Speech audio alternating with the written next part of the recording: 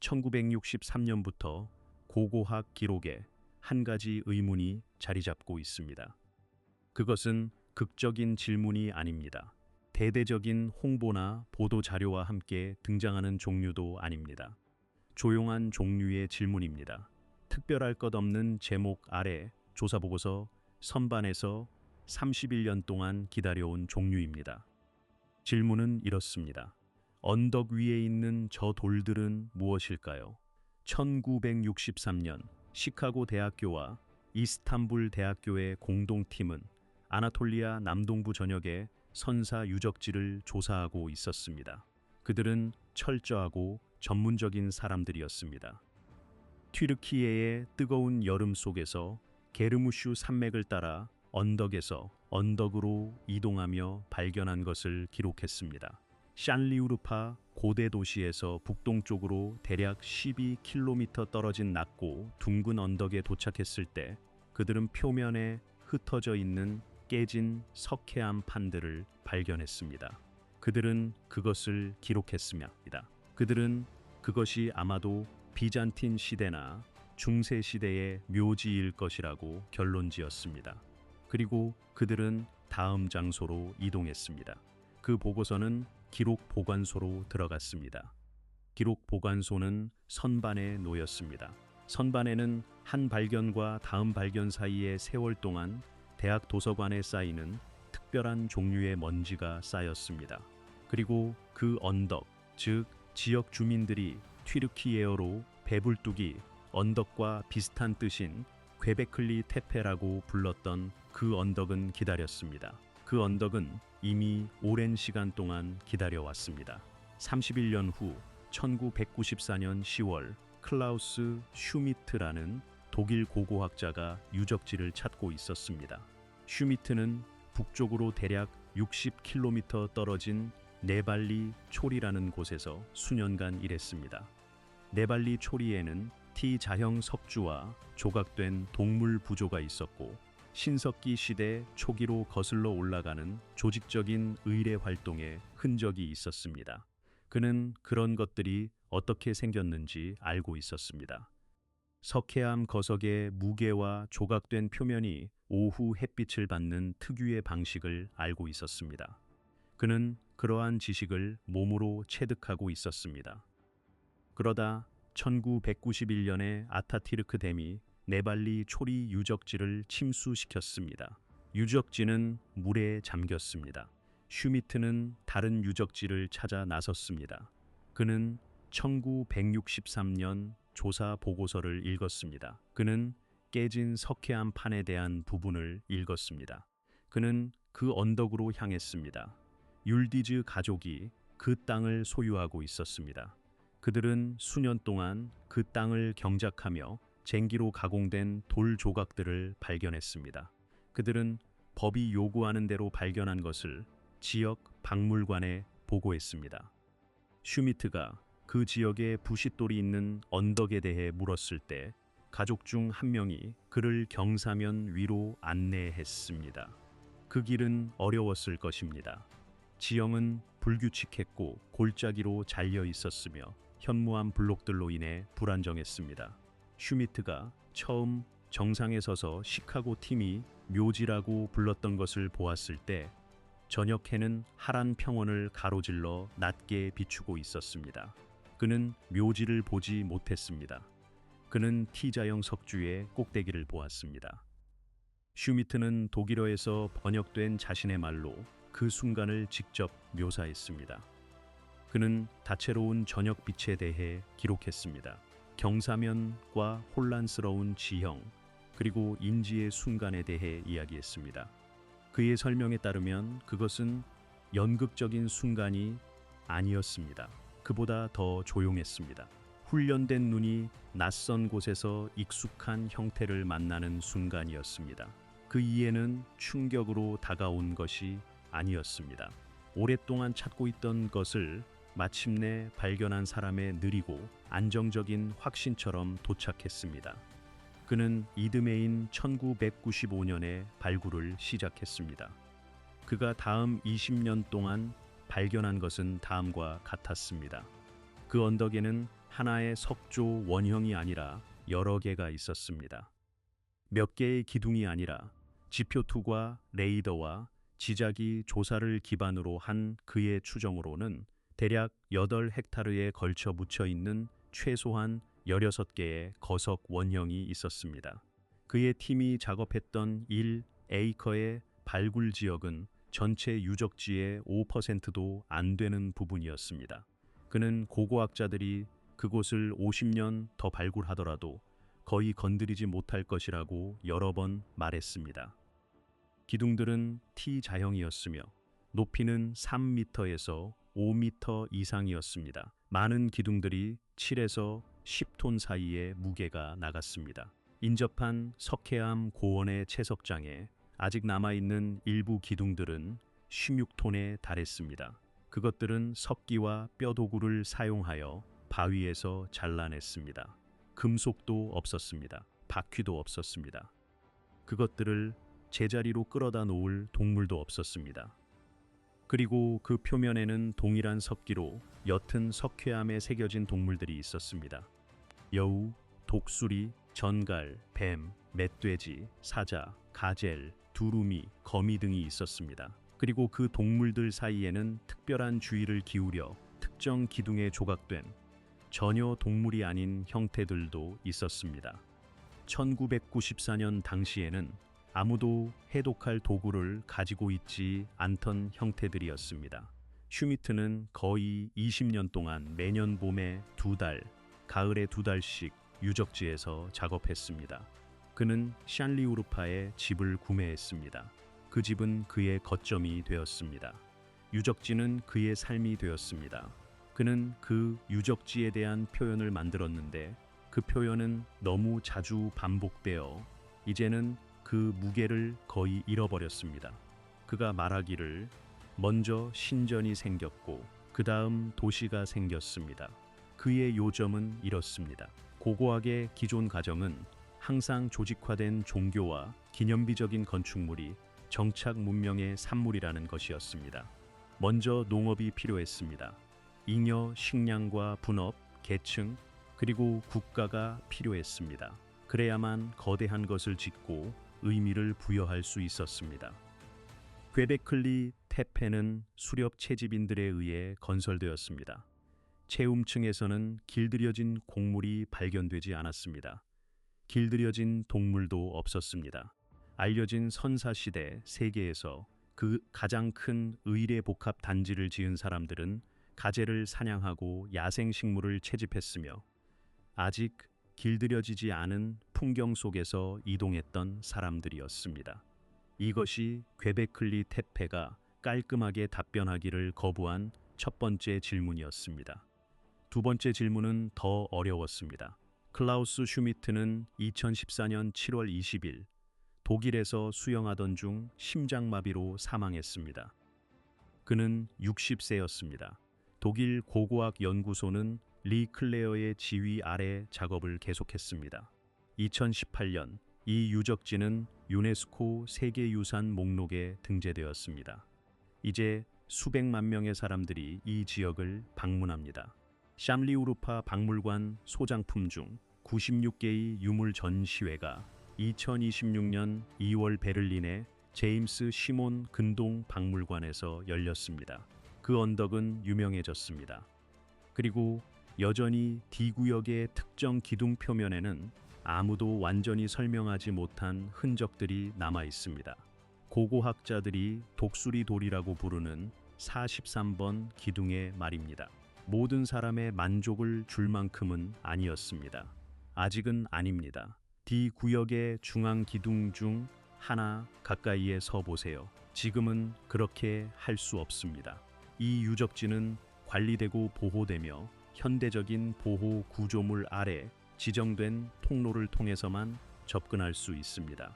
하지만 잠시 생각 속에서 이곳에 서 보세요.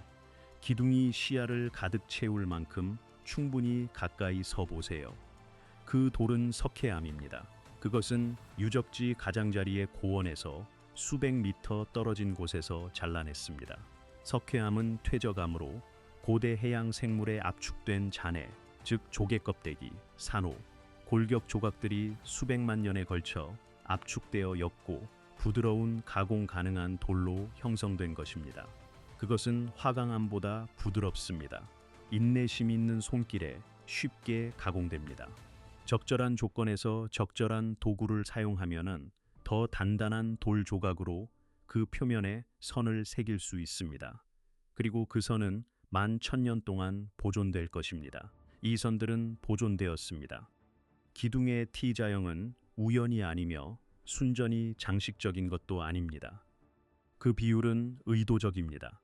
좁은 수직 기둥은 구역의 기반함 바닥에 박힌 기단에서 솟아 있습니다. 꼭대기에서는 수평 요소가 양쪽으로 뻗어 T자형의 가로대를 형성합니다. 전반적인 인상은 양식화된 사람의 형상입니다. 이것은 초기에 주목받았고 그 이후로 계속 논의되어 왔습니다. 가로대는 어깨를, 기둥은 몸통을 암시합니다. 일부 기둥에서는 이러한 인상이 명확하게 표현되어 있습니다. 기둥의 아래 부분에는 팔이 낮은 부조로 조각되어 있습니다. 앞면에는 손이 조각되어 있으며 손가락은 아래 또는 안쪽을 향하고 있습니다. 때로는 벨트도 나타납니다. 몇몇 경우에는 허리 두건과 같은 의복도 있습니다. 이것들은 동물이 아닙니다. 이것들은 사람입니다. 혹은 그것을 만든 사람들에게 사람처럼 보였던 어떤 것입니다. 각 구역의 중앙에 있는 두 개의 기둥은 항상 가장 높습니다. 외벽을 두르고 있는 기둥들은 더 짧고 대략적인 원형으로 배치되어 있으며 모두 중앙의 두 기둥을 향하고 있습니다. 중앙 기둥이 무엇이든 간에 그것들은 주시되고 있습니다. 그 기둥들은 구조적이고 의도적이며 공간적으로 일관된 배치의 중심에 서 있습니다. 그 구역 자체는 반지하 형태입니다. 안으로 내려가게 되어 있습니다. 바닥은 주변 지형보다 낮은 수준에 있습니다.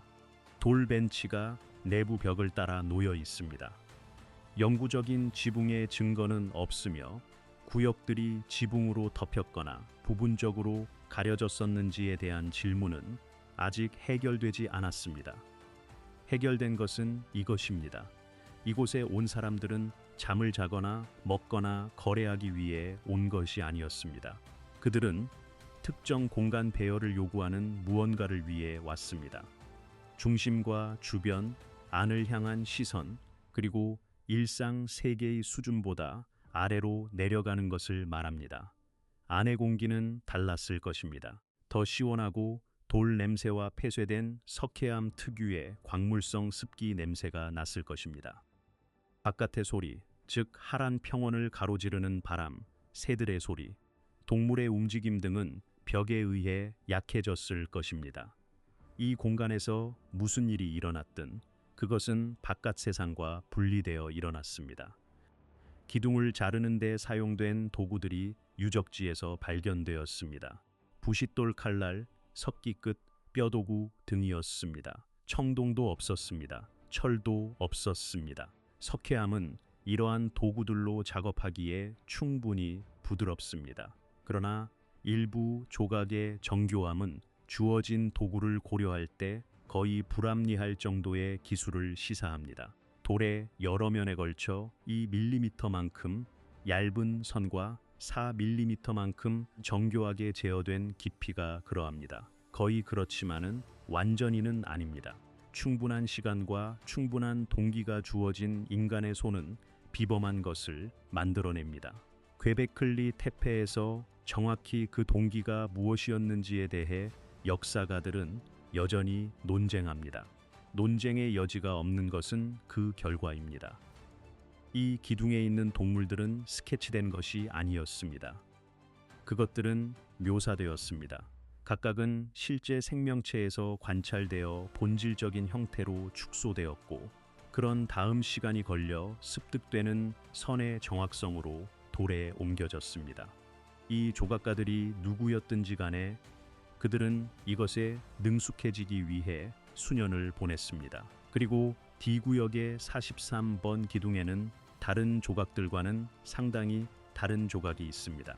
오히려 다른 것들과 비슷하게 보입니다.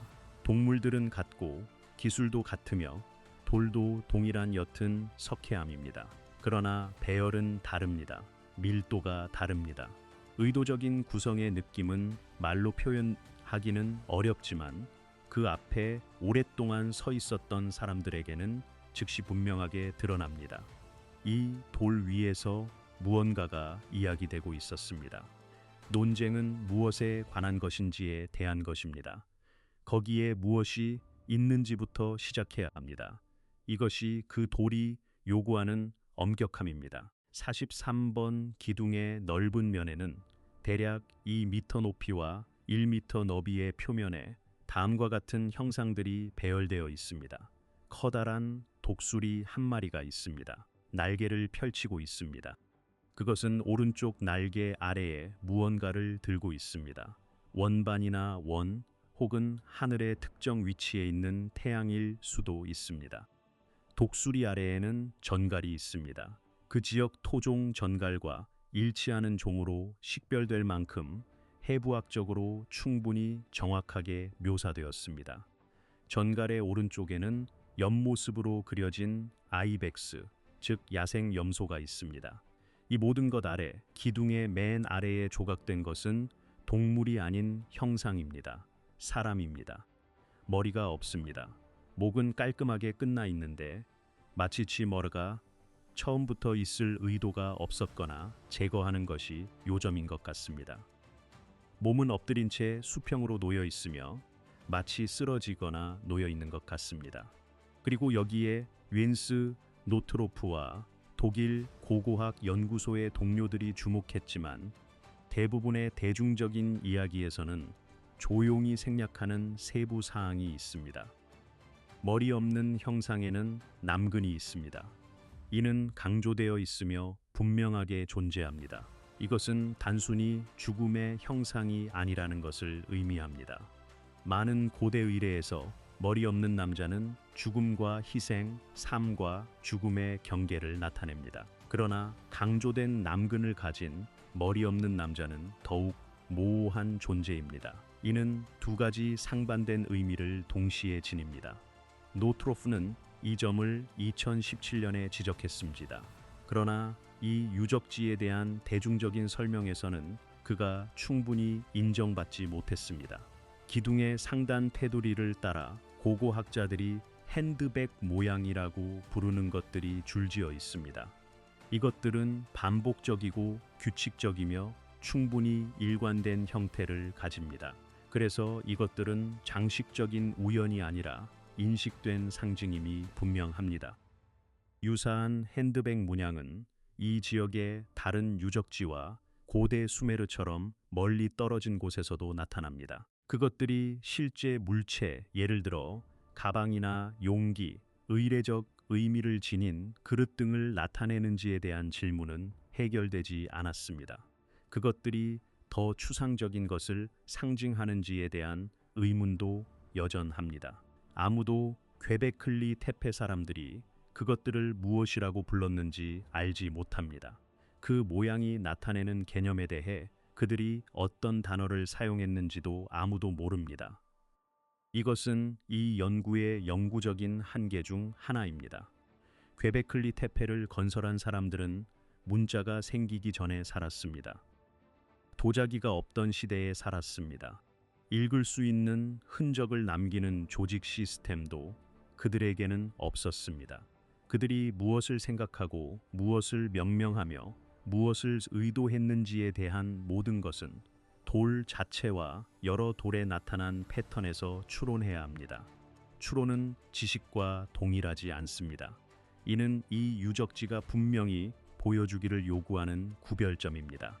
43번째 기둥의 좁은 가장자리, 즉 넓은 면이 아닌 얇은 측면, T자형 석판의 가장자리에 또 다른 것이 있습니다. VL자 모양이 있습니다. 이것들은 순서대로 반복됩니다. 이것들은 즉시 극적으로 다가오지 않습니다. 그것들은 독수리나 전갈의 시각적 무게감을 지니지 않습니다. 훈련되지 않은 눈에는 장식적인 홈처럼 보입니다. 마치 테두리 요소처럼 보입니다. 공간을 채우기 위해 조각가가 추가했을 법한 것입니다. 클라우스 슈미트는 자신의 설명에서 그것들에게 특별한 의미를 부여하지 않았습니다. 하지만 마틴 스웨트만은 의미를 부여했습니다. 스위트만은 에든버러 대학교 공과대학의 교수입니다. 그의 전공은 고고학이나 고대 언어가 아닙니다. 그의 전공은 응용수학과 물리학입니다. 그가 43번째 기둥을 접했을 때 그는 시스템에 접근하는 엔지니어의 방식으로 접근했습니다. 즉, 기저에 깔린 수치적 구조를 찾으려 했습니다. 그가 발견한 것 또는 그가 발견했다고 제안한 것은 이 이야기의 남은 장들의 주제입니다. 그러나 하나의 간단한 관찰에서 시작해야 합니다.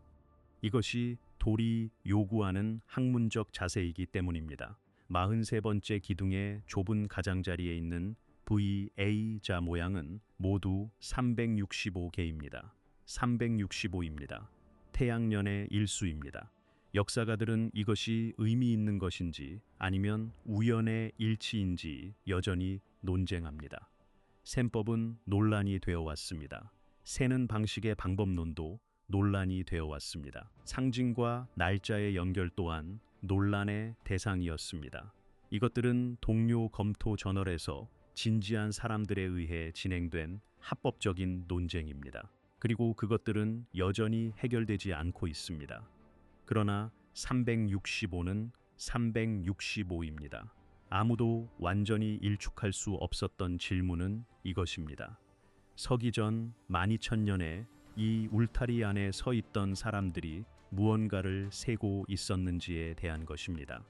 그 무언가는 하늘을 날마다 규칙적으로 가로지르는 것이었습니다. 그리고 그들이 그 셈을 정확히 했는지에 대한 질문입니다. 스웨트맨이 43번째 기둥이 무엇을 말하는지 이해하기 위해서는 먼저 그 기둥의 핵심 내용을 파악해야 합니다. 동물들이 상징으로서 중요한 것이 아닙니다. 시간관리 시스템으로서의 달력도 아닙니다. 중요한 것은 사건입니다. 그는 이 사람들이 특정하고 재앙적이며 세상을 재편한 사건을 돌에 새겼다고 믿습니다. 그들은 돌이 기억을 간직할 수 있는 한 오랫동안 그것을 기억해야 했기 때문입니다. 이 사건은 영거 드라이아스라고 불립니다. 영거 드라이아스는 약 12,900년 전부터 시작되어 대략 1,200년 동안 지속된 갑작스러운 지구 냉각기였습니다. 이 이름은 드라이아스 억토페탈라라는 작은 고산식물에서 유래했습니다. 이 식물의 꽃가루는 이 시기의 토양층에서 풍부하게 발견됩니다. 이는 추운 툰드라와 같은 기후가 유럽과 북반구의 많은 지역으로 남하했음을 나타냅니다. 그 속도는 이전 지질 기록에서 유례가 없었습니다. 북대서양 일부 지역의 평균 기온은 아마도 10년이라는 기간 안에 섭씨 10도에서 15도 사이로 떨어졌습니다. 10년이라는 시간입니다. 인간의 관점에서 보면 이는 한 세대 안에 벌어진 일입니다. 세상이 한 종류의 장소였을 때 어린아이였던 사람들의 기억 속에 있습니다. 그들은 세상이 다른 곳이 되는 것을 보기 위해 살았습니다. 영거 드라이아스의 원인은 이 시기가 19세기에 스칸디나비아 호수 퇴적물의 꽃가루 기록에서 처음 확인된 이래로 논쟁되어 왔습니다. 그 대부분의 시간 동안 주요 설명은 라우렌티이디 빙상의 붕괴와 관련이 있었습니다. 이것은 북아메리카의 대부분을 덮고 있던 거대한 빙하 덩어리였습니다. 이 빙상이 녹으면서 엄청난 양의 차가운 담수를 북대서양으로 방출했습니다. 이 담수는 열연분 순환을 교란시켰습니다. 열연분 순환은 지구 전체에 열을 분배하는 심해 해류 시스템입니다. 이러한 교란으로 북반구는 급격히 냉각되었습니다. 이 설명은 여전히 주류 입장입니다. 그러나 지난 20년 동안 두 번째 가설이 증거를 확보했습니다. 이 가설은 지질학자와 충격과학자들 사이에서 진지한 추종을 얻었습니다. 그 가설은 무언가가 하늘에서 떨어졌다는 것입니다. 영거 드라이아스 충격 가설은 약 12,900년 전에 해성 또는 해성의 파편이나 해성 잔해의 무리가 지구를 강타하거나 공중 폭발했다고 제안합니다. 이로 인해 급격한 환경 붕괴가 촉발되었습니다. 제한된 충격이나 공중 폭발은 광대한 산불을 일으키고 물질을 상층 대기로 던져 넣었을 것입니다. 햇빛을 차단하고 빙상의 불안정화를 가속화했을 것입니다. 인용된 증거에는 그린란드에서 추출된 빙하 코어에서 발견된 백금족 원소층이 포함됩니다. 빙하 기록에 나타나는 백금 급증은 외계 물질과 관련이 있습니다. 이는 6,500만 년 전 백악기 시대를 끝낸 소행성이 남긴 것과 동일한 흔적입니다. 그린란드 코어는 현재로부터 약 12,900년 전의 깊이에 해당하는 백금 이상을 포함하고 있습니다. 또한 여러 대륙의 여러 유적지에서 같은 깊이의 퇴적층에서 미세 구체과 나노 다이아몬드 그리고 충격 석영이 발견됩니다. 이 가설은 여전히 논쟁 중입니다. 이는 합의된 의견이 아닙니다. 영거 드라이아스 충격 가설은 진지한 학술지에서 지지자들과 비판자들을 모두 가지고 있습니다. 아직 최종적인 해결책은 없습니다. 그러나 스웨트만은 이것을 가장 가능성 있는 설명으로 간주합니다. 그는 퀘베클리 테페 사람들이 이를 목격했을 뿐만 아니라 기록했다고 믿습니다. 만약 이것이 사실이라면 그 의미를 생각해 보십시오. 불타는 하늘입니다. 아마도 몇 시간 동안 펼쳐진 일입니다. 분해되는 해성 파편들이 대기로 진입했습니다. 일부는 수백 킬로미터에 걸쳐 파괴를 일으킬 만큼 컸습니다. 다른 것들은 땅에 닿기 전에 타버렸습니다. 인류 경험에 전례 없는 굉음이 있었습니다. 지평선에서 연기가 솟아올랐습니다. 동물들이 죽어갔습니다. 물 공급원은 오염되거나 밤새 변형된 지형에 의해 경로가 바뀌었습니다. 그리고 추위가 닥쳐왔습니다. 처음에는 서서히 그러다 이내 자리를 잡았습니다. 봄에 끝나지 않는 겨울이었습니다. 특정 생활 방식을 지탱해 주던 세상은 더 이상 이전처럼 작동하지 않는 세상이 되었습니다. 이전 세상은 무리를 따르고 풍경을 읽으며 추위 뒤에 무엇이 오는지 알게 해 주었습니다. 이것에서 살아남은 사람들은 무슨 일이 일어났는지 이해해야 했을 것입니다. 단순히 실용적인 문제가 아닙니다. 존재론적인 문제였습니다. 무언가가 하늘에서 떨어져 세상을 재편했습니다. 그러므로 하늘은 관찰되어야 했습니다. 하늘은 해독되고 지도로 그려지며 기억되어야 했습니다. 그리고 결정적으로 그것을 해독한 사람들보다 오래 지속될 형태로 기록되어야 했습니다. 돌은 사람보다 오래 지속됩니다. 스위트만의 2017년 논문은 디미트리오스 치크리츠시스와 공동 저술되었습니다. 이 논문은 43번째 기둥의 넓은 면에 있는 동물들을 특정 역사적 순간에 하늘에 나타났던 별자리들의 표현으로 보았습니다. 그들의 주장에 따르면 독수리는 궁수자리에 해당합니다. 전갈은 전갈자리에 해당합니다. 오리 같은 형상은 천칭자리에 해당합니다. 늑대 같은 동물은 이리자리에 해당합니다. 독수리가 들고 있는 중앙의 원반은 연간 경로의 특정 지점에 있는 태양을 나타냅니다. 이러한 식별을 스텔라리움이라는 천문 시뮬레이션 프로그램에 입력했습니다. 이 프로그램은 춘분점 세차 운동을 고려하여 역사의 어느 시점에서든 별자리의 위치를 재구성할 수 있습니다. 그 결과 그들은 한 날짜에 도달했습니다. 그것은 서기 전만 950년입니다. 오차 범위는 플러스 마이너스 250년입니다. 이는 오차 범위 내에서 약 서기 전만 890년에 제한된 영거 드라이아스 충격 사건과 일치합니다. 옌스 노트로프가 이끄는 독일 고고학 연구소 팀은 같은 해에 반박문을 발표했습니다. 그들의 반론은 구체적이고 날카로웠습니다. 첫째, 제한된 서기전 만 950년이라는 날짜는 D 인클로저의 가장 오래 확인된 방사성 탄소 연대보다 700년에서 1000년 더 오래되었습니다. D 인클로저 벽 회반죽의 유기물에서 얻은 가장 오래된 날짜는 약 서기 전 9600년입니다. 이는 이미 엄청나게 오래된 것이지만 1950년 사건과 동시대라고 하기에는 충분하지 않습니다.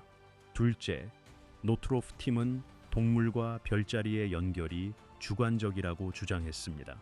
퀘베클리 테페 기둥에 있는 많은 동물들이 여러 기둥에 걸쳐 나타납니다. 고정된 어휘집이 없으면 이 문화가 어떤 동물을 어떤 별과 연관시켰는지 알 수 없습니다. 그러므로 이 연결은 독립적으로 테스트될 수 없습니다. 다른 가정은 다른 날짜를 산출합니다.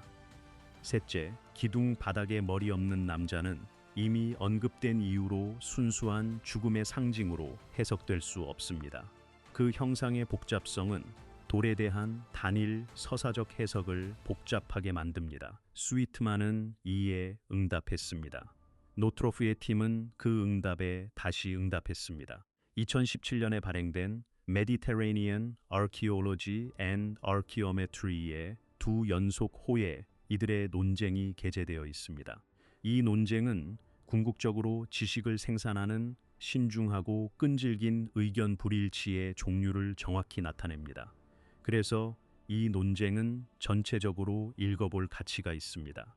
이 문제는 아직 해결되지 않았습니다. 여전히 열려있는 문제입니다. 태음태양력에 대한 한 가지가 있습니다. 이 달력이 해결하는 문제는 말하기는 간단합니다. 하지만 함께 살아가기에는 미치도록 어렵습니다. 달은 극음에서 보름달로 돌아오는 한 주기를 완료하는데 29.5일이 걸립니다. 그 12주기는 곧 한 태음년이며 총 354일에 해당합니다. 태양은 하늘에서 하나의 겉보기 궤도를 완료하는데 365일이 걸립니다. 이는 매년 같은 순간에 별들 사이에서 같은 위치로 돌아옵니다. 즉, 지점과 춘추분 그리고 동쪽 지평선에서 새벽 전에 특정 별자리가 뜨는 때입니다. 365에서 354를 빼면 10일이 됩니다. 11일입니다. 매년 태음력은 태양력보다 11일 뒤처집니다. 3년 동안 태음력은 33일, 즉 한 달 이상 차이가 납니다. 10년이 지나면 계절과 태음월은 완전히 분리됩니다. 봄에 열려야 할 파종 축제가 지금은 한겨울에 열립니다. 가을달로 추적해야 할 사냥철은 실제 무리의 위치와 일치하지 않습니다. 이것은 추상적인 문제가 아닙니다. 언제 씨앗을 심고 언제 사냥하며 언제 동물의 이동을 따라야 할지 아는 것이 생존에 달린 사람들에게는 그러합니다. 11일의 차이는 좋은 한 해와 재앙 사이의 차이입니다. 모든 복잡한 문명이 독립적으로 찾아낸 해결책은 바로 윤일이었다. 이것은 날짜를 추가하는 방식이다. 열 하루의 잉여분을 달력의 정식 단위로 포함시키는 것이다. 이 보정일은 어느 달에도 속하지 않는다. 하지만 두 체계를 조화시키는 역할을 한다. 고대 이집트인들은 5개의 에파고메나일 날짜를 사용했다.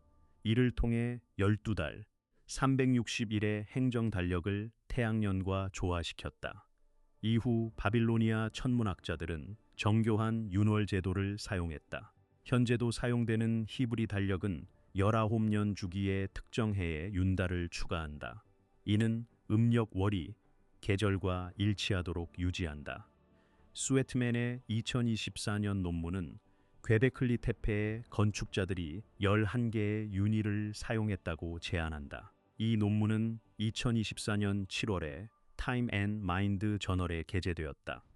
논문은 43번 기둥의 좁은 가장자리에 새겨진 V자형 상징에 대한 해석을 제시한다.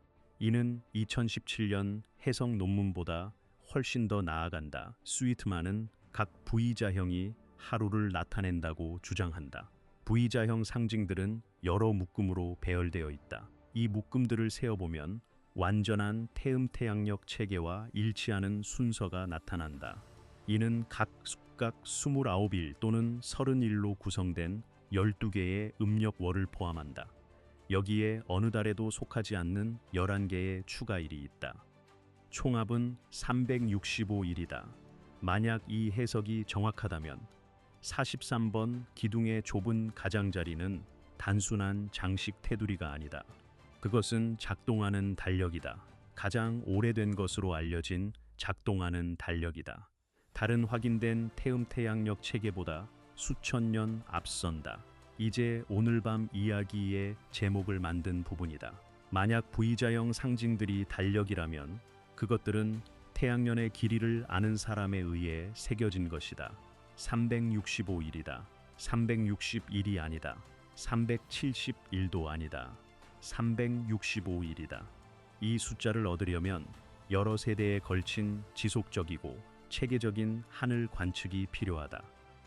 매일 같은 순간에 지평선에 대한 태양의 위치를 추적해야 한다. 매년 반복하여 태양이 시작점으로 돌아오는 시점을 기록해야 한다. 이것은 인내를 요구한다. 기록 유지가 필요하다. 측정 관행을 여러 인간의 수명 동안 유지하는 기관, 즉 집단이 필요하다.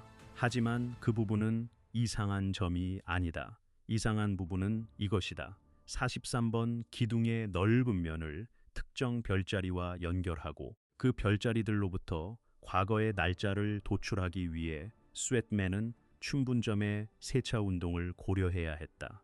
세차 운동은 지구 자전축의 느린 흔들림이다. 이 흔들림은 약 26,000년에 걸쳐 한 번의 완전한 주기를 완성한다. 이 흔들림 때문에 지평선에 대한 별자리들의 위치는 오랜 기간에 걸쳐 매우 느리게 변한다. 춘분날 새벽 동쪽 지평선에 뜨는 별자리는 수천 년에 걸쳐 바뀐다. 우리 시대에는 파이시스의 춘분점이 있으며 아쿠아리우스로 이동하고 있다.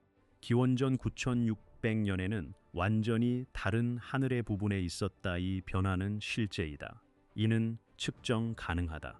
그리고 스웨트맨은 43번 기둥의 동물들이 이를 암호화했다고 주장한다. 그리스 천문학자 히파커스는 기원전 150년경 춘분점의 세차 운동을 기록한 것으로 알려져 있다.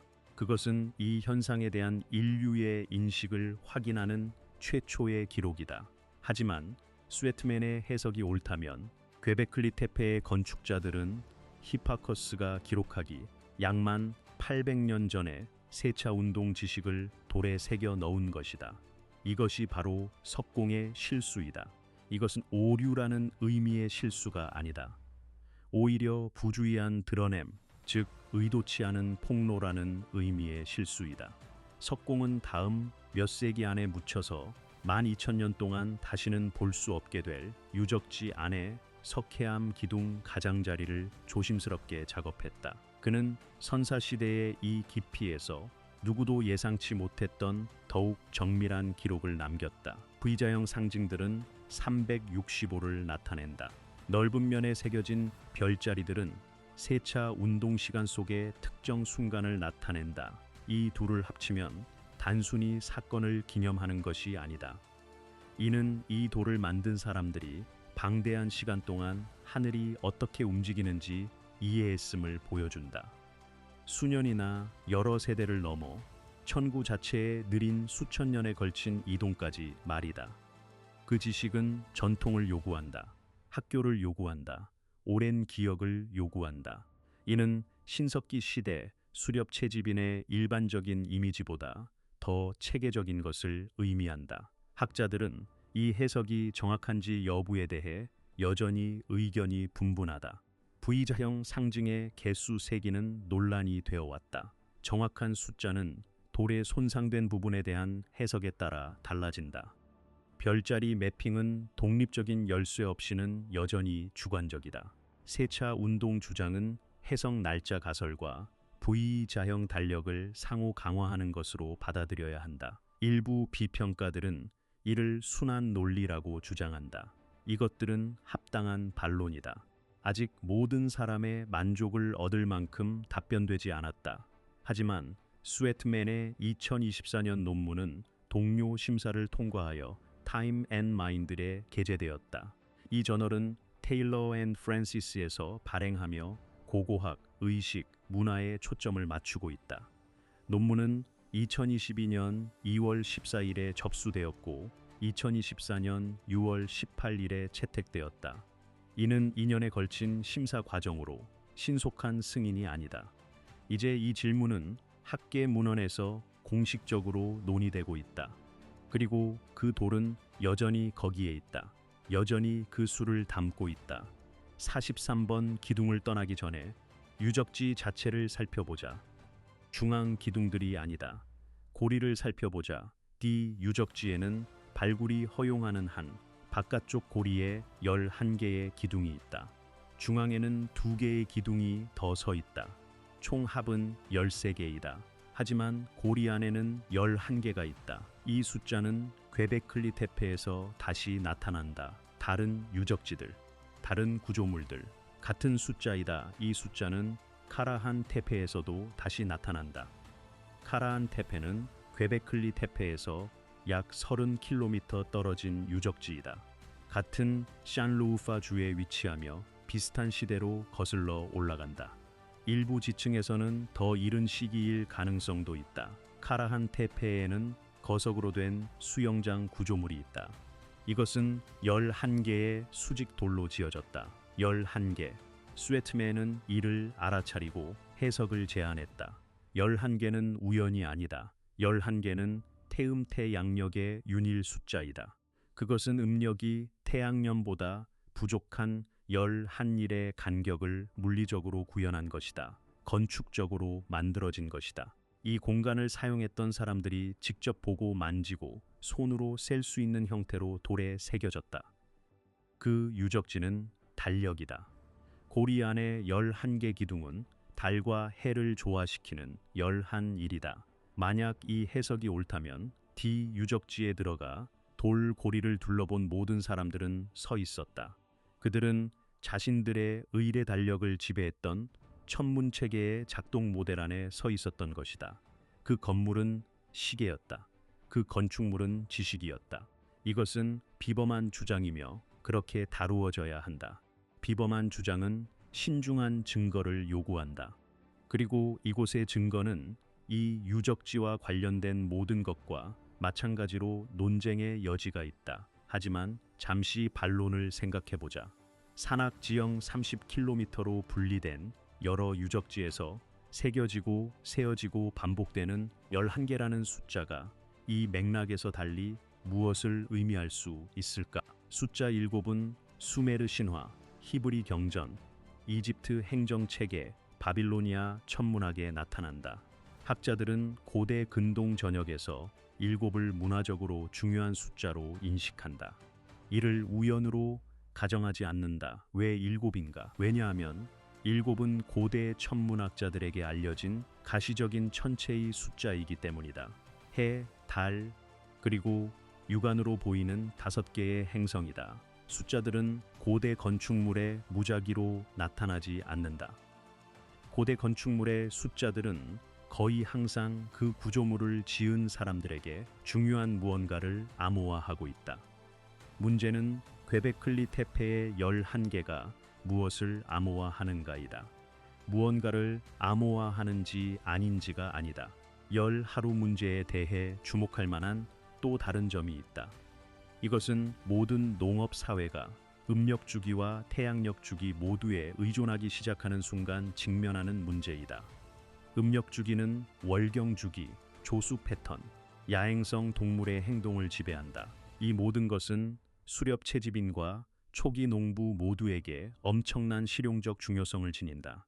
태양력 주기는 계절, 지점, 춘추분, 가축대와 새들의 연간 이동을 지배한다. 하나만 사용할 수는 없다. 둘 다 필요하다. 그리고 둘 다 사용하기로 결정하는 순간 열 하루 문제를 해결해야 한다. 스웨트맨의 주장은 괵베클리 테페가 가장 오래된 알려진 해결책을 보존하고 있다는 것이다. 인근 카라한 테페에서는 이스탄불 대학교의 넥미 카룰의 지휘 아래 발굴 작업이 이루어지고 있다. 이곳에서는 비교할 만한 정교함과 나이를 가진 구조물들이 드러나고 있다. 어떤 면에서는 이 유적지가 괵베클리 테페보다 더 온전하며 더 깊은 층은 아직 발굴되지 않았다. 그곳의 11개 단위 수영장 구조물은 고립되어 존재하지 않는 데이터 포인트를 추가한다. 이것들은 독립적으로 숫자 11개에 도달한 두 유적지가 아니다. 이것들은 동일한 확장된 문화의 일부로 보이는 두 유적지이다. 그들은 건축 양식뿐만 아니라 공유된 기관적 지식을 시사할 만큼 정밀한 숫자 관례를 공유하고 있다. 아마도 학교였을 것이다. 가르침의 전통이었을 것이다. 이는 수세기에 걸쳐 11개와 같이 특정한 숫자를 보존할 만큼 충분한 충실도로 지식을 세대에서 세대로 전달했다. 역사학자들은 그 기관이 어떤 모습이었는지, 그 선생님들이 무엇이라 불렸는지, 또는 커리큘럼이 어떻게 유지되었는지 알지 못한다. 그들은 오직 그 숫자만을 안다. 그 숫자는 11개이다. 43번 기둥의 기접으로 돌아가 보자. 목 없는 형상, 돌 위쪽에 있는 영화적으로 더 잘 읽히는 이미지를 찾느라 이 세부 사항을 쉽게 지나칠 수 있다. 독수리는 극적이다. 전갈은 정밀하다. 상단 테두리를 따라 있는 핸드백들은 조용하지만 끈질기게 그들의 미스터리를 담고 있다. 목 없는 남자는 더 작고 엎드려 있으며 시선이 잘 머물지 않는 구성의 맨 아래쪽에 숨겨져 있다. 하지만 그것은 돌에 새겨진 요소 중 가장 논란이 많다. 스위트만은 이를 죽음의 상징으로 해석한다. 이는 비극적인 사건을 기념하는 전체 구성의 기저부에 놓인 죽음의 형상이다. 혹은 죽음의 순간에 있는 형상이다. 이 해석에서 목 없는 남자는 영거 드라이아스, 충돌의 인적 비용을 나타낸다. 생명의 종말을 의미한다. 아마도 하늘이 변하기 전에 존재했던 문명이나 삶의 방식의 종말일 수도 있다. 이것은 일관성 있는 해석이다. 고대 의례 맥락에서 참수는 죽음, 희생, 그리고 존재 상태 사이의 경계를 넘는 것과 관련된 상징으로 널리 증명된다. 괵베클리 테페에서 발견된 새겨지고 구멍 뚫린 인간 두개골은 이 유적지에서 죽은 자에 대한 의례적 처리를 보여주는 최초의 직접적인 고락적 증거이다. 이는 2017년 사이언스 어드밴스스에 게재되었다. 이는 이곳 사람들이 인간 유해와 복잡한 관계를 맺었음을 시사한다. 그들은 단순히 죽은 자를 매장한 것이 아니었다. 그들은 특정한 두개골에 대해 더 심사숙고하고 의도적인 작업을 했다. 논문 저자들은 이를 조심스럽게 두개골 숭배라고 불렀다. 다른 신석기 유적지에서 알려진 관행에 미기록된 변형이다. 하지만 노트로프 팀은 2017년 답변에서 목 없는 남자에 대해 특정한 점을 지적했다. 이는 스웨트맨의 논문이 적절하게 다루지 못한 부분이다. 그 형상에는 남근이 있다. 우연히 새겨진 것이 아니다. 두드러지게 새겨져 있다. 강조는 의도적이다. 이는 중앙 기둥의 팔이 의도적인 것과 같다. 또한 의인화된 기둥의 벨트와 손이 의도적인 것과 같다. 이 유적지의 시각적 언어에서 세부 사항은 우연이 아니다. 그것들은 선택이다. 목 없는 형상으로 강조된 남근상은 죽음과 소멸의 상징으로만 볼 수 없습니다. 이 형상은 두 가지 의미를 동시에 지닙니다.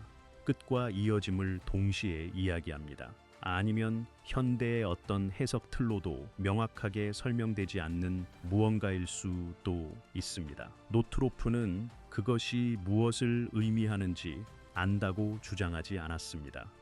그는 좀 더 겸손하게 그 의미가 스웨트먼의 해석보다 훨씬 복잡하다고 주장했습니다.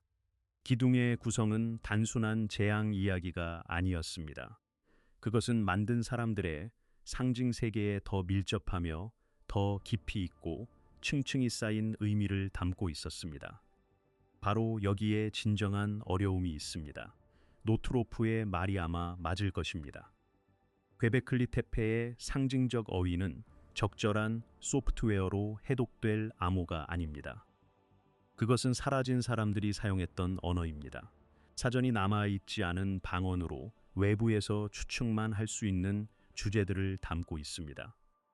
동시에 스웨트먼은 43번째 기둥의 넓은 면이 천문학적 정보를 담고 있다는 주장이 아마 맞을 것입니다. 그가 확인한 별자리 패턴의 일치성은 통계적으로 신뢰할 만합니다. 이를 전적으로 우연으로 치부하기는 어렵습니다. 두 가지 모두 사실일 수 있습니다. 그 돌은 달력이자 기념비이며 의식용 물건일 수 있습니다. 또한 하나의 현대 범주로 설명할 수 없는 무언가일 수도 있습니다. 아마도 이 모든 것을 동시에 의미할 것입니다. 목 없는 남성 형상이 이러한 긴장감을 품고 있습니다. 이제 43번째 기둥에서 시선을 돌려봅시다. 시간을 거슬러 올라가 봅시다. 신석기 시대로만 가는 것이 아닙니다. 더 멀리 거슬러 올라갑니다. 2018년에 스웨트먼은 한 동료와 함께 두 번째 논문을 발표했습니다. 이 논문은 현재 프랑스의 도르도뉴 지역에 있는 라스코 동굴 벽에 그려진 수직 갱도 장면을 다루었습니다. 라스코 동굴 단지는 약 17,000년 전에 그려졌습니다. 일부 구간은 더 오래되었습니다. 동굴 깊숙한 곳의 수직 갱도 장면은 예술사학자들을 당혹스럽게 했습니다. 이 장면은 들소 한 마리, 세 머리 지팡이를 든 엎드린 사람 형상, 그리고 콧불소를 보여줍니다. 이는 1940년에 발견된 이래로 학자들을 계속해서 당혹스럽게 했습니다. 라스코 수직 갱도 장면에 엎드린 사람 형상 역시 머리가 없습니다. 아니, 머리가 있기는 하지만 단순하고 새 같은 형태로 묘사되었습니다.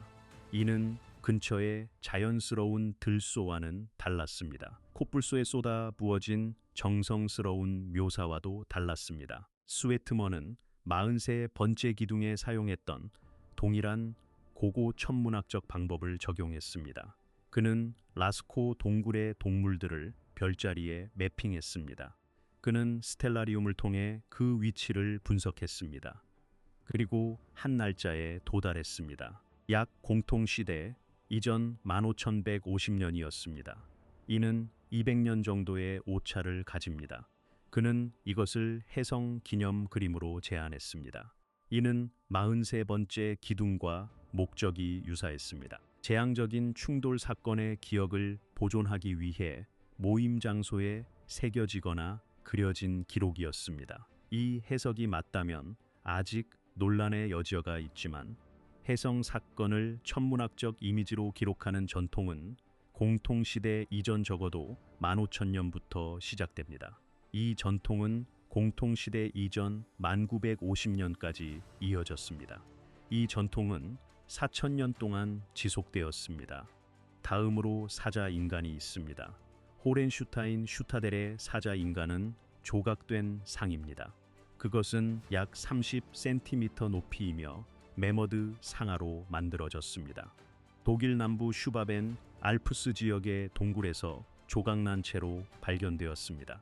이 조각들은 1939년에 발견되었습니다. 하지만 훨씬 나중이 되어서야 완전히 재조립되었습니다. 방사성 탄소 연대 측정은 그 제작 시기를 약 공통시대 이전 38,000년으로 추정합니다. 38,000년입니다. 이것은 세계에서 가장 오래된 것으로 알려진 구상 조각상입니다. 사자 또는 동굴 사자의 머리를 가진 인간 몸입니다.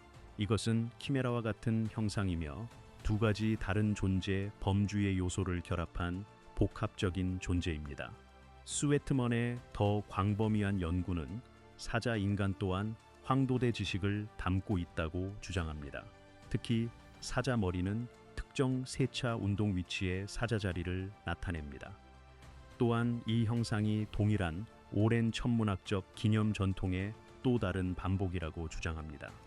만약 이 주장이 맞다면 새겨지거나 그려진 이미지에 천문학적 지식을 담는 전통은 공통시대 이전 38,000년부터 시작됩니다. 그리고 괵베클리 테페가 건설된 공통시대 이전 약 9,600년까지 이어집니다. 이는 28,000년에 걸친 지속적인 천문학적 전통을 의미합니다. 이것은 매우 큰 주장입니다. 또한 가장 신중한 관점에서도 불안감을 자아냅니다. 잃어버린 문명이나 고대 우주 비행사 혹은 대중문학에서 떠도는 극적인 해석들 때문은 아닙니다. 스웨트먼 자신도 이러한 것들을 전혀 언급하지 않습니다. 그는 자신의 주장에 대한 구분을 신중하고 명확하게 합니다. 그의 주장은 수렵 채집인들이 여러 세대에 걸쳐 복잡한 천문학적 지식을 유지하고 전파했다는 것입니다. 이는 핸콕이 묘사하는 종류의 고대 문명이 필요하다는 더 화려한 주장과는 다릅니다. 불안감을 주는 것은 더 간단한 것입니다. 38,000년 전 독일에 있는 동굴에 앉아 사자머리를 인간 몸에 조각하는 누군가의 모습입니다. 작업하면서 상아가 칼날에서 벗겨져 나갈 때 그들은 이해했습니다. 그 역사적 순간에 수평선에 있는 사자 자리의 위치가 그들이 기록하고 싶은 어떤 의미를 지녔다는 것을요. 자신들을 위한 것이 아니었습니다. 그들은 스스로 기억할 수 있었습니다. 다른 누군가를 위한 것이었습니다. 그들이 볼 수도, 이름 지을 수도, 상상할 수도 없었던 누군가를 위한 것이었습니다. 언젠가 그 돌을 발견하고 그것을 읽을 수 있는 누군가를 위한 것이었습니다. 우리는 그것을 1939년에 발견했습니다. 우리는 여전히 그것을 읽고 있습니다. 그리고 터키 남동부의 언덕에는 봉인되고 묻혔다가 다시 발견된 유적지가 있습니다. 석회암 기둥 가장자리의 VL자 모양은 여전히 그 수를 지키고 있습니다. 365. 여전히 누군가가 넓은 면의 극적인 동물들 대신 돌의 좁은 가장자리를 보기를 기다리고 있습니다. 독수리가 무엇을 의미하는지가 아니라 VA가 무엇을 의미하는지 묻기를 기다리고 있습니다. 오랜 기억은 인내심이 있습니다. 그것은 아주 오랫동안 인내해왔습니다. 공통시대 이전 약 8,000년경 궤베클리 테페에서 어떤 일이 일어났습니다. 갑작스러운 일은 아니었습니다. 고고학적 전환은 결코 갑작스럽지 않습니다. 그러나 한 세대 또는 두 세대에 걸쳐 시간이 지나면서 큰 유적지들이 땅속으로 사라졌습니다. 키 큰 자형 기둥과 정교한 동물 조각이 있는 하층부의 유적지들이었습니다. 오래된 해석, 즉 클라우스 슈미트의 해석은 이것이 의도적인 것이었다는 주장입니다. 이 해석은 유적지에 가장 극적인 이야기를 부여했습니다. 의식적인 되메우기였습니다. 유적지의 중요성을 이해했던 사람들에 의해 수행된 의도적인 매장 행위였습니다. 그 이유는 오직 추측만 할 수 있었습니다. 여러 가능성이 제시되었습니다. 종교의 변화가 그중 하나입니다. 오래된 신성한 공간을 해체해야 하는 새로운 신념 체계도 제안되었습니다. 또한 신성 모독 행위였을 수도 있습니다. 이는 목적을 다한 숭배의 대상들을 묻거나 훼손하는 관행과 유사했습니다. 정착지에서 멀리 떨어진 곳에서 묻히고 훼손된 채 발견된 메소아메리카의 올메크 머리 조각들이 비교 대상으로 제시되었습니다. 이는 무심코 마주친 사람들에게 해를 끼치지 않도록 그 힘을 비활성화한 물건들이었습니다. 2014년에 슈미트가 사망한 이후 의도적인 매장 해석은 수정되었습니다. 업데이트된 위키백과 학술 자료와 독일 고고학 연구소에 진행 중인 연구 발표에 반영된 현재의 해석은 더 복잡합니다. 유적지 D 구역은 적어도 2번의 주요 자연 산사태로 인한 손상 증거를 보여줍니다. 주거 구조물의 잔해, 퇴적물, 그리고 쓰레기 더미가 유적지로 유입된 것으로 보입니다. 실제 인골 매장도 이러한 사건 중 하나 동안 유입되었습니다. 이어서 보수 및 안정화 작업이 이루어졌습니다. 아마도 미래의 손상을 막기 위해 계단식 벽이 세워졌습니다. 그러나 효과가 없었습니다. 두 번째 산사태로 인해 유적지가 완전히 버려졌다고 추정됩니다. 이는 연구자들이 건설 단계 6이라고 부르는 시기, 즉 공통시대 이전 9000년대 후반경에 일어났습니다. 다른 유적지들도 비슷한 운명을 겪었습니다. 결국 유적지를 덮은 언덕은 의도적인 행위보다는 주로 자연적인 퇴적으로 형성되었을 수 있습니다. 그러나 전적으로 그렇지는 않았을 것입니다. 증거는 복합적입니다. 되메우기 중 일부는 의도적으로 보입니다. 일부는 자연적으로 보입니다. 유적지에는 두 가지 모두 존재했습니다. 논란의 여지가 없는 것은 유적지들이 봉인되었다는 사실입니다. 의도적이든 자연적이든 혹은 그 둘의 조합이든 돌들은 땅 속으로 들어가 그곳에 머물렀습니다. 묻힌 유적지 위에서 사람들은 계속 살았습니다. 되메우기로 생긴 언덕 위에 더 작은 구조물들이 지어졌습니다. 이 유적지는 완전히 버려지기 전까지 약 2500년 동안 모임 장소로 남았습니다. 이는 초기 신석기 시대 BB 시기의 어느 때였습니다. 그리고 그것은 인간의 기억에서 사라졌습니다. 땅에서 사라진 것은 아니었습니다. 그것은 항상 땅 속에 있었습니다. 그러나 살아있는 기록에서는 사라졌습니다. 어떤 수메르 문자도 그것을 언급하지 않았습니다. 어떤 아카드 연대기도 마찬가지였습니다. 어떤 이집트 파피루스도 언급하지 않았습니다.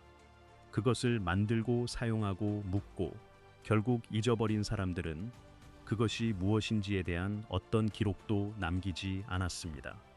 그들이 살아있을 당시에는 아직 문자가 발명되지 않았기 때문입니다. 그 언덕은 다시 평범한 언덕이 되었습니다. 지역 주민들이 여전히 신성하게 여기는 뽕나무가 그 비탈에 자랐습니다. 일디즈 가족은 밭을 갈았습니다. 밭고랑에서 가공된 돌 조각들이 나왔고 법에 따라 박물관에 보고되었습니다. 2017년에 발견된 두개골들은 여기서 잠시 멈춰 살펴볼 가치가 있습니다. 괭베클리 테페에서 변형된 인간 두개골 3개가 확인되었습니다. 그것들은 조각난 상태였습니다. 그것들에는 조각이 새겨져 있었습니다. 돌칼을 여러 번 사용하여 이마를 가로지르는 깊은 시상 봉합 홈이 정교하게 새겨져 있었습니다. 또한 드릴로 뚫은 구멍도 있었습니다. 하나는 뼈가 이미 건조된 후에 바른 붉은 황토의 흔적을 간직하고 있습니다. 이 두개골들은 평범한 매장 의식을 거친 사람들의 것이 아니었습니다. 이 두개골들은 몸에서 분리되었고 변형되었으며 어떤 진행 중인 의식 행위에 사용되었습니다. 그 변형은 다른 어떤 해석을 하기에는 너무나 의도적이었습니다. 황토 표시도 너무나 의도적이었습니다. 사이언스 어드밴시스 논문 저자들은 이것을 두개골 숭배라고 불렀습니다. 그들은 이것이 기록되지 않은 변형을 나타낸다고 다고 신중하게 언급했습니다. 이는 이 지역의 다른 신석기 유적지에서 알려진 두개골 보관 및 조상 두개골 관리 관행과는 다른 것이었습니다. 이 두개골들로 구역 내에서 무엇이 구체적으로 행해졌는지는 알려져 있지 않습니다. 조각된 기둥, 천문학적 조각들, 그리고 11개 단위의 돌고리와 관련해서 말입니다. 이것이 이 연구의 영구적인 한계입니다. 이 유적지는 정보를 천천히 드러냅니다. 아직 대부분의 정보가 공개되지 않았습니다. 지표2과 레이더는 유적지의 95% 이상이 아직 발굴되지 않은 상태라고 시사합니다. 아직 발굴되지 않은 유적지들 속에 무엇이 있든 더 많은 두개골, 더 많은 조각, 더 많은 VL, 상징 횟수, 수치적 지식을 담은 더 많은 건축 관습 등 모든 것이 여전히 지하에 있습니다. 여전히 인내심을 가지고 있습니다. 여전히 기다리고 있습니다. 2025년 가을 괭베클리 테페의 BB 구역과 D 구역 사이에서 작업하던 발굴자들이 인간 조각상을 발견했습니다. 그 조각상은 명확하게 정의된 머리를 가지고 있었습니다. 몸통도 있었습니다. 그것은 두 개의 큰 유적지 사이에 되메우기 안에서 발견되었습니다. 네치미 카루리 이끄는 고고학팀의 즉각적인 관심을 끄는 위치에 놓여 있거나 쓰러져 있었습니다. 30km 떨어진 카라한 테페에서도 두 번째 대규모 의인화된 조각상이 같은 계절에 발견되었습니다. 이는 2023년에 그곳에서 발견된 형상의 관습과 일치했습니다. 두 조각상 모두 나체였습니다. 두 조각상 모두 해부학적으로 관찰된 갈비뼈를 보여줍니다. 뼈들은 양식화된 추상화와 흔히 연관되는 전통에서 기대할 수 있는 것보다 더 사실적으로 묘사되었습니다. 두 조각상 모두 손을 하복부 쪽으로 가져간 자세를 취하고 있었습니다. 독일 고고학 연구소의 리 클레어는 진행 중인 발굴 작업을 천천히 반복해서 들어볼 가치가 있는 말로 묘사했습니다. 우리가 연구하는 모든 건물은 누군가의 삶을 엿볼 기회를 제공합니다. 그는 이렇게 말했습니다. 우리가 발굴하는 모든 층은 우리를 한 개인에게 더 가까이 다가가게 합니다.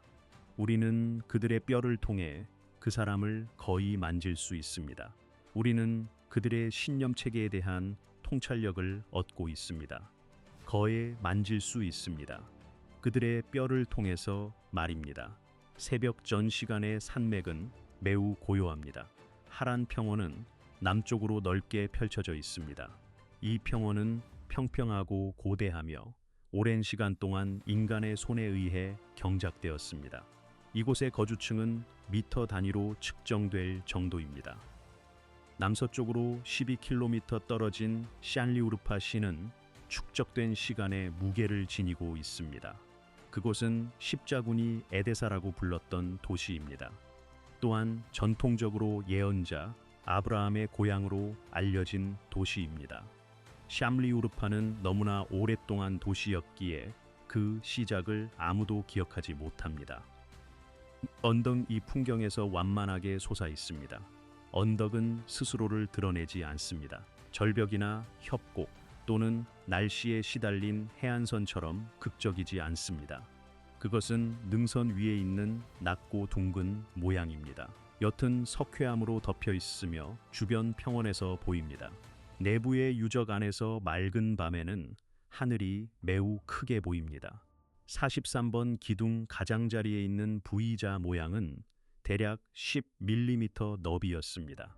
그리고 3에서 4mm 깊이였습니다. 그것들은 돌날로 새겨졌는데 아마 부싯돌이었을 것입니다. 이 모양을 새긴 사람은 여러 명이었을 수도 있습니다. 그들은 유적이 사용되던 시간 동안 낮에는 작업을 볼 수 있었습니다. 아마도 밤에는 불빛으로 작업을 보았을 것입니다. 그들은 신중하게 그것들을 새겼습니다. 서두르지 않았습니다. 각 표시는 의도적이었습니다. 각 표시는 헤아림에 더해져 완성되었을 때 숫자에 도달했습니다. 이 숫자는 지구가 태양을 한 바퀴 도는데 걸리는 시간과 일치합니다. 그들은 그것을 알았을까요? 그 메커니즘을 이해했을까요? 그들은 그것을 지구의 움직임이라는 관점에서 생각했을까요? 아니면 그저 별이 수평선의 같은 위치로 돌아오는 데 걸리는 날짜 계산으로만 생각했을까요? 아무도 모릅니다. 아무도 알 수 없습니다. 말할 수 있는 것은 그 계산이 정확하다는 것입니다. 혹은 거의 정확하다는 것입니다. 선사시대의 이 시기에 이러한 도구로 이곳에서 거의 정확하다는 것은 무엇을 의미할까요? 그것은 누군가가 매우 오랫동안 하늘에 매우 세심한 주의를 기울였다는 뜻입니다.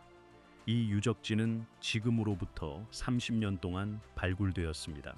하지만 5% 미만이 확인되었을 뿐입니다.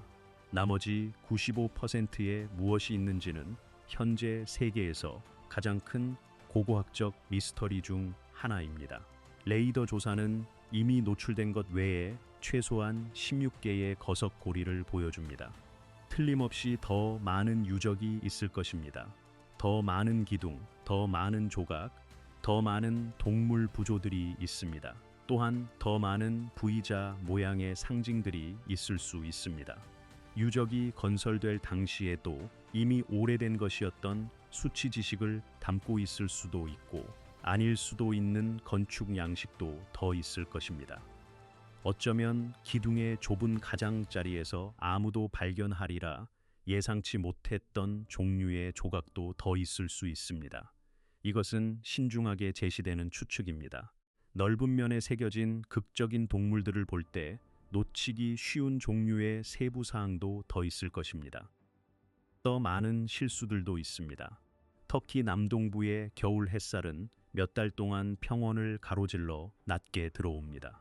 이 유적지는 1월에는 춥습니다. 3월에는 예상보다 따뜻해집니다. 5월부터 9월까지는 정말로 덥습니다. 발굴 시즌은 더 서늘한 달에 진행됩니다. 돌은 항상 주변 바위와 같은 온도입니다. 그 온도는 항상 공기보다 약간 서늘합니다.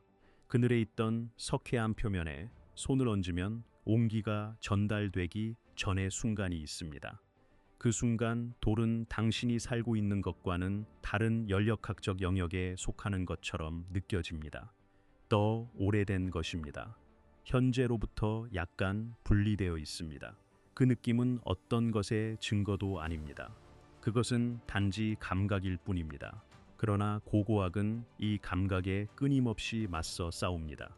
당신 앞에 있는 물질이 당신과 같은 시간에 존재하지 않는다는 인식 때문입니다. 그것을 다루는 것은 일종의 시간 교차입니다.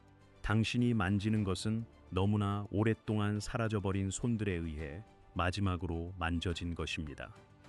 사라졌다는 말조차 그 시간의 거리를 완전히 포착하지 못합니다. 1963년부터 기록 보관소에 남아있던 질문은 아직 완전히 답해지지 않았습니다.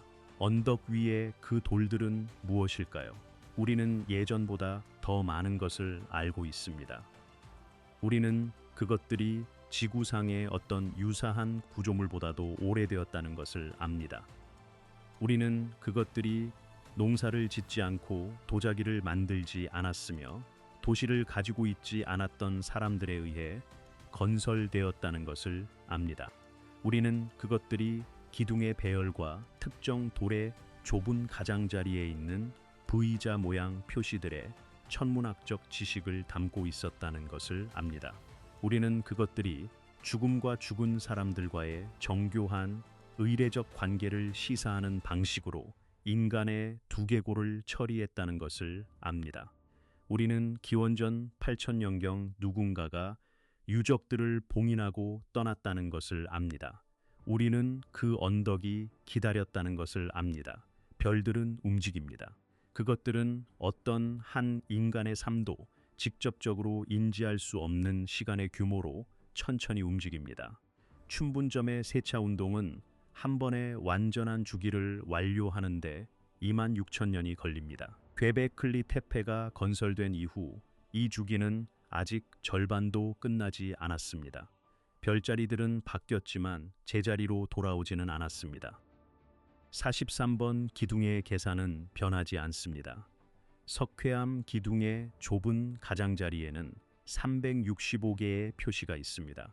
세상이 제자리로 돌아오는데 며칠이 걸리는지 알았고 다른 누군가도 그것을 알기를 바랐던 손에 의해 새겨진 것입니다. 평원은 넓습니다. 밤은 맑습니다. 별들은 늘 그 자리에 있습니다. 괴베클리 테페 사람들이 보았던 위치에서 약간 옮겨졌지만 여전히 존재합니다. 같은 별들입니다. 같은 하늘입니다. 여전히 언덕 위를 맴도는 동일한 인내심 있는 질문입니다. 여전히 그 계산이 확인되기를 기다리고 있습니다. 여전히 누군가가 돌의 좁은 가장자리를 보고 무엇을 보고 있는지 이해하기를 기다리고 있습니다. 마지막 램프의 불빛은 다른 모든 불빛처럼 천천히 사라집니다. 그리고 돌은 어둠 속에서 그 계산을 간직합니다.